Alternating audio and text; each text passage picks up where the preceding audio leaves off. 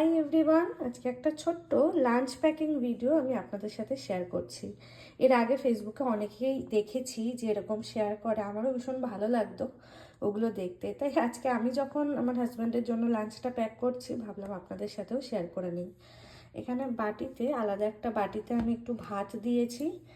এখানে রয়েছে চানা, এটা কালকের করা চানা, মশলাটা কাল রাতে করা আর কি।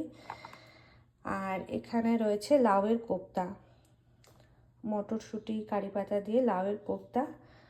আর এখানে রয়েছে একটু স্যালাড আর একটা লেবু দিয়েছি।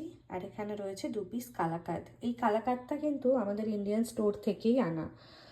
আমাদের এখানে দেশি ব্রাদার্স বলে একটি ইন্ডিয়ান স্টোর আছে, তো ওখান থেকেই কালাকাঁদটা এনেছি। একদম তো প্রপার ইন্ডিয়ার মতো, মানে প্রপার কলকাতার মিষ্টির মতো স্বাদ না হলেও একটু কাছাকাছি আর কি যায়। তো যাই হোক,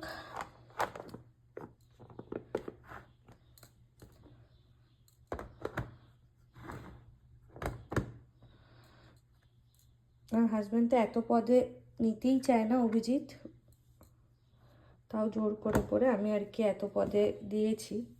জানি না কতটা কি খাবে। ওর কথা হচ্ছে এক পদে রান্না নিয়ে যাব আর একটু ভাত নিয়ে যাব, মানে একটা তরকারি আর একটু ভাত।